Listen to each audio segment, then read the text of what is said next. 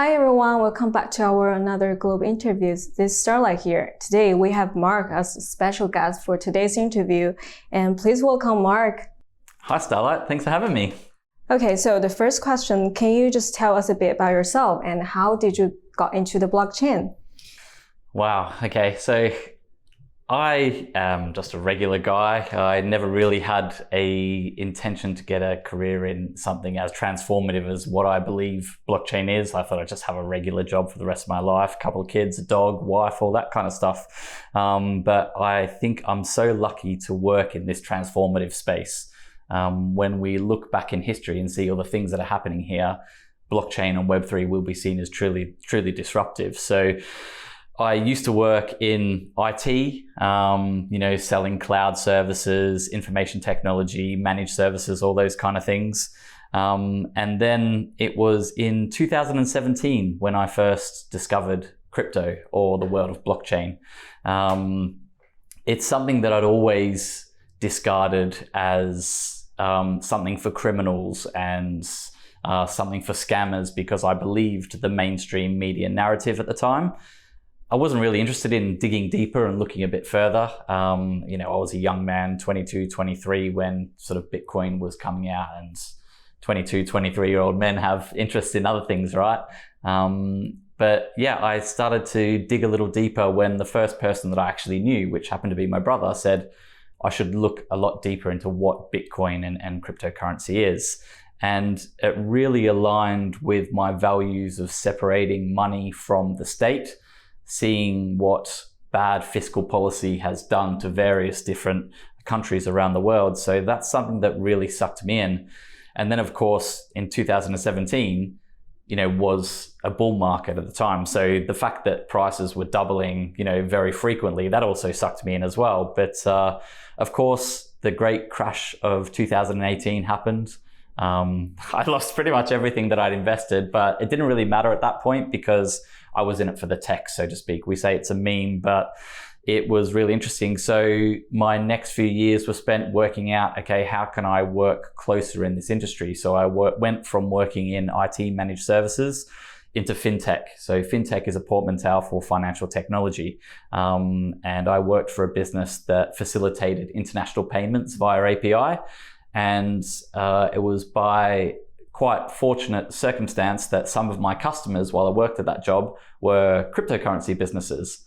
And they would use the business that I worked for to on and off ramp fiat. So I was fortunate enough to develop professional relationships with a lot of cryptocurrency businesses and people and see how they operate, what's important to them. And as well as the same time as that, I was cultivating a lot of relationships on Twitter, Telegram, WhatsApp, talking about the tech, what's exciting, and forming some really good friendships and people that I could bounce ideas from, which was absolutely paramount to me getting the job at the Near Foundation. Would you think your previous job is help you to understand the blockchain industry a bit? Well, I've always been interested in technology, right? I wanted to work in managed services and IT cloud stuff because I thought that was quite exciting at the time. And then I wanted to work in fintech because seeing how the disruptive financial services were to legacy financial financial institutions, changed that and working out how to implement technology solutions. So within fintech, it's kind of the same as a blockchain or crypto business. You have a product roadmap. You have to establish product market fit. You're working with a lot of other partners within the ecosystem to make sure your product is successful. So it was a really good stepping stone into the blockchain space for sure. You've worked at Near Foundation as a business development and partnership. Could you tell us what Near Foundation is? Sure. So the Near Foundation is the not-for-profit arm of the Near protocol, right? So when Near was set up as a platform, immediately when they had the token generation event and the ICO, the foundation was established. And the foundation has a solitary mandate of educating people on what Near is. And Near is simply a utility token to pay for transactions on the Near blockchain. So the Near Foundation will form various different entities and fund different groups that incubate and spread the message of what NEAR can be used to build. So NEAR is a general purpose layer 1 protocol, and when it comes to letting people know about the benefits of building on NEAR, the languages of NEAR, and educating them about what is possible and helping them to design the smart contracts and those kind of things, that's the mandate of the NEAR Foundation. After that, you start to join a still startup as a commercial director, but still within a NEAR protocol ecosystem. Could you share with us what services you guys offer? Sure. So because the NEAR Foundation, as I said, has a mandate to simply educate people about the token, that is the sole role. I had to leave the NEAR Foundation to go and join a different venture because the venture that I'm helping out now is the Decentral Bank, which are the issuers of USN, which is the native stablecoin of the NEAR protocol. So what we're trying to build is a decentralized stablecoin that is backed one-to-one by Tether at the moment, and making sure that that is part of the cornerstone or the backbone of all the payments and the DeFi network that is built on NEAR. Well, this is really excited. And can you share what recent incredible milestone have you guys made so far? Sure. So when I started at the NEAR Foundation, I think we had roughly about 1 million wallets, web wallets of the NEAR protocol. And recently, I think we've well and truly passed the 10 million. We're up closer to the around 13 or 14 million wallet mark at the moment. And part of that, I think, is a lot due to an app called Sweatcoin. So the NEAR protocol is really well positioned to service mass market consumer applications. And something like Sweatcoin is what we call typically a kind of Web2 application, and they have recently just onboarded 100 million users to their platform. So Sweatcoin were looking for a blockchain partner to help onboard their users onto the blockchain. And they chose NEAR because of the development tools available to them, the low gas costs, and the community that was there available to help them build. And because they chose NEAR, they've been able to onboard part of those 100 million users onto the NEAR blockchain. So since we announced that partnership at Paris Blockchain Week in April, they've added, close to 10 million wallets just from Sweatcoin users themselves. So very good partnership, and really singing to NEAR's strength as a mass market consumer application blockchain platform. So that's a really huge milestone for us. We will be coming up to 2 years on mainnet later on this year. So to achieve that amount of growth under 2 years of being in mainnet is really huge for us. So what aim or goals does NEAR protocol wants to achieve in the future? Sure. So the NEAR Foundation's North Star, as it were, is to onboard 1 billion people to the NEAR blockchain. So when you think of how many people are onboarded to crypto today, there's probably about 250 million to 300 million wallets, all through the different L1s and protocols and ecosystems and all those kind of things. So when you look at that in relative to the 1 billion people that the NEAR protocol want to onboard, that's still a lot of work, because we've only got 10, 11, 12 million wallets ourselves. So there's still another 240 million people within crypto that we need to onboard to NEAR. But the thing about NEAR is, yeah, we're interested in those people that are in the crypto environment at the moment, but we're a lot more interested in the people that aren't in crypto at the moment. So when we talk about bringing 1 billion users to the NEAR blockchain, we're going after those people that don't know anything or don't interact with crypto at all. And applications like Sweatcoin certainly allow us to do that, because these are people that are just interested in, getting a token for moving around and being paid to walk around and those kind of things. And there's other applications where you're building up an ecosystem within a mass market consumer application. These are the guys that are, we're trying to attract to NEAR, and that will help us bring 1 billion users to the NEAR ecosystem. And when you have 1 billion users in your ecosystem, you're probably going to look at, an ecosystem market cap close to $1 trillion, right? So, those are the things that drive us, bringing 1 billion users and creating a vibrant ecosystem of partnerships, that really thrive off each other. Can you share, what do you think the NEAR strength is, and how the NEAR protocol can stand out from their competitors? Sure. So I think one of the NEAR's protocol strength from the start is, as I mentioned earlier, is that delineation from the very beginning of, the main Near protocol and the Near Foundation. So the Near Foundation is set up as a not-for-profit organization based out of Switzerland, and they're responsible for stewarding the Near protocol to that direction of 1 billion users over time. And when you look at the way that other L1s have been set up in the past, there's a little bit of opacity there with the way that they're structured with their sort of labs and foundations and those kind of things.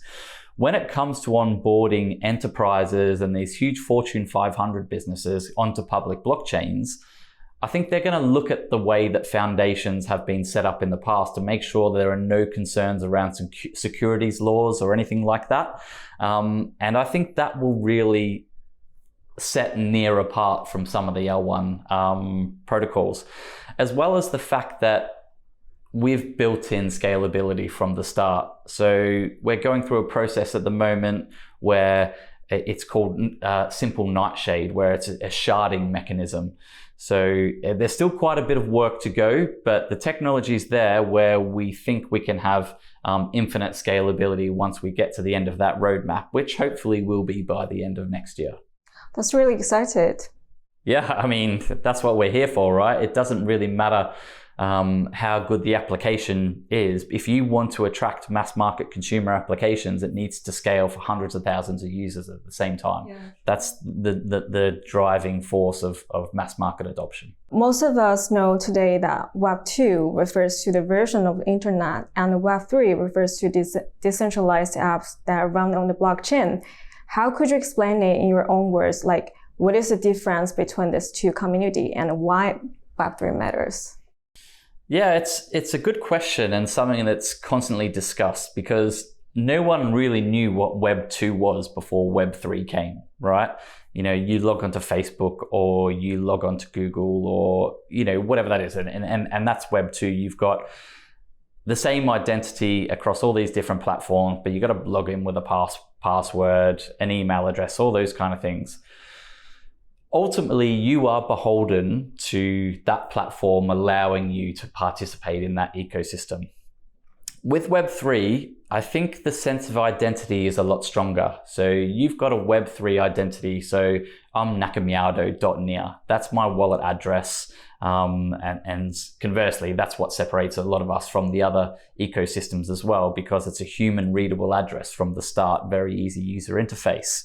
But nakamiado.near, and then any Web3 application, I can then participate. They don't care how old I am, what my name is, where I live, my sexual preference, my shoe size, any of that kind of thing. It's just my Web3 wallet address. And that's how I can interact with other people in Web3 and with other Web3 platforms. No one can deplatform me based on me breaking any rules or anything like that. It's me being able to participate in an open ecosystem. And as long as I can find a counterparty that is interested in participating on the other side, then there's no risk of me being deplatformed at all. And I think that's ultimately the real difference between Web3 and Web2. What will you see of the Web3 in the coming decade, especially for the influence of Web3 on the future of work? Sure. Well, that's another good question. You got loads of good questions, Stal. So there's a few different answers to that question. So Web3, when it comes to the future of work, I am a huge supporter of DAOs. I think when I say DAO, I mean a decentralized autonomous organization. And these are communities of like-minded people that have been able to spring up because of the provenance of blockchain technology, where you can form a community within a Discord group, or you can form a community within a Telegram, or those kind of things. If you're all interested, say, we're all interested in creating an anime film, an anime animation. Okay, so who do you get together? Who can you need some artists, you need some producers, you need some marketers, all these kind of people. And what a DAO allows people to do is, okay, you can get funding, fund the DAO, and then as people contribute according to their skill set, I'm really good at, creating graphic designs, or I'm really good at drawing pictures, or I'm really good at business development, or I'm good at setting up organizational charts or memes or infographics, anything like that, then you can get paid according to your skills. And I think that's the way that the workforce will evolve. We've already seen a lot of it with the creator economy and apps like Fiverr, where you can say, hey, I'm really good at doing overlay animations or overlay intros, sounds for podcasts or anything like that.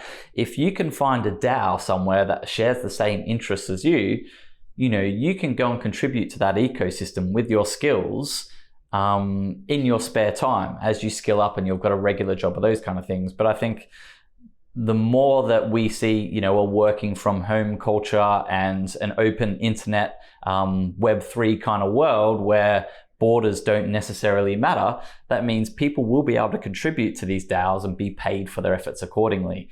And it also helps people find something that they're passionate about, right? You don't want to end up working at a bank because that's the done thing, or, being a teacher because that's what you could do, or being a nurse. All those things are very, very important, right? But when it comes to creativity, I think creativity is going to become more and more important as automation becomes more prevalent in society, with robots, factories, teaching courses being online, all these kind of things. Automation is happening whether we like it or not. And you can't teach a computer creativity. You can give it a set of parameters and AI might put up something together, but at the end of the day, that's just numbers and lines. You still need a human to create those parameters, right? So creativity absolutely needs to be encouraged. And I think DAOs will certainly enable that, because I can contribute to a DAO halfway across the world if it's something that I'm passionate in and I've got those skill set.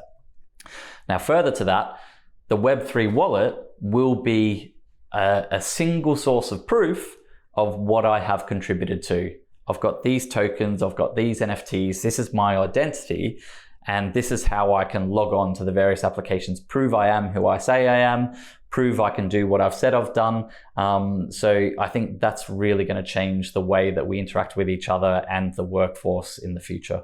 Could we just say DAO is like a community? Yeah, absolutely. We have a habit for trying to label everything in Web3 specifically, but a DAO can essentially just be a community of like-minded people. I guess a DAO, we say a DAO because you can build a governance structure around a DAO, right? So, who decides who gets paid how much for what work? How valuable is that contribution to the DAO? How do we allow other people to come into the DAO or the community? So, it can just be a gated community. It could be an open community. But, the underlying message here is Web3 is all about community. Some people believe that stablecoin markets crash, which means hedge funds shorting Tether and regulations is coming. What's your point of view on this statement? That is a loaded question for sure. So I am very vocal in my support for Tether. I think Tether are an absolute pillar of the ecosystem, and I'm obviously aware that there's a lot of FUD around the commercial paper that they hold that back up their reserve funds, and maybe they could be a little bit more transparent when it comes to those commercial papers and the funds that they hold in their reserve funds. And that's something that we're trying to address with Decentral Bank. We're trying to be as transparent as possible from the start. So you can log in to the blockchain. There will be a dashboard where all the reserve funds will be absolutely visible for everyone to see. That transparency and accountability is paramount to the message of stability and security that we're trying to drive forward with the Decentral Bank. But further to Tether, I think that this is complete speculation on my part. It's just my viewpoint based on what I've seen in the industry and what makes sense. I think there's deliberate FUD of Tether. So large players can buy Tether when it's cheaper because of the FUD and a little bit of DPEG.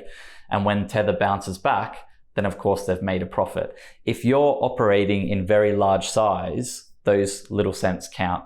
So I think it's quite a deliberate move by a lot of people to buy Tether at a cheaper price, and then make the money back when it restores the full peg. So look, I think it's just pure speculation. I don't have any proof that that's going on. But further to that point, if that is indeed going on, that shows why regulation does need to come to the space. Now, I think regulation is actually a good thing, as long as regulation is delivered with the mind and the viewpoint that innovation is still possible. So the recent MiCA legislation out of Europe, they weren't particularly concerned around stablecoins if you're doing less than $200 million per day. Now, $200 million per day seems an awful lot, but that already discounts most of the major stablecoins in the ecosystem. These are coins with market caps of billions. So I think they're probably being a little bit short-sighted, but I think, certainly Circle will do the right things from a regulatory point of view and make sure they appease them and give them all the information they want. And Bitfinex and the team at Tether are certainly indicating that they want to work with regulators as well. So I really do welcome regulation as long as it doesn't stifle innovation. That's my concern. And regulators will always say they're trying to protect the consumer, but I don't necessarily think that's true. I think there's an agenda to protect the establishment, and I don't necessarily think that's the right way to look at it, because the establishment have got us to this place where we are today, where people are looking for new options. So I welcome attention by the regulator as long as it doesn't stifle innovation. Thank you for sharing this. And okay, so the final question is, what are your 2023 prediction of blockchain industry? Wow. I couldn't tell you what's going to happen tomorrow, let alone in 2023. We obviously have a crypto winter at the moment, and it's really quite bizarre, but I'm actually happy that it's a crypto winter, because this is where the most innovative products get built and teams have the time to get their heads down and focus on building something really disruptive and cool, because they're not distracted by what we call the tourists, financial speculators, people, suggesting what they should put onto their roadmap. People have the ability to get their heads down and built. And we will see some absolute life-changing protocols built in this bear market. So whilst you're doom scrolling on Twitter or LinkedIn and there's all this, crypto's over, it's all going to zero messaging and people are upset, I love it. It makes me really, really happy that these conditions are here, because I'm excited about the technology, what people are building, how people are going to change the world. And I alluded to it earlier, but I can't believe I am fortunate enough to be in this space that's going to be looked back on in many years' time as, a major disruptive event in the way that humans transact with each other across the globe. And I really think that's true with Web3. So sorry I can't give the viewers much more foresight into what's going to happen next year, but it's going to be cool, so stick around. If you're just new to the space, the best advice I can give you is make friends in the space, because there's so much information coming at you from different angles. It's hard to disseminate what is true, what is a pump and dump, what's good a project, what's good technology, who are the team. So if you make good friends in the space and you learn together and you bounce ideas off each other, it puts you in a really good position to capitalize when the market conditions change.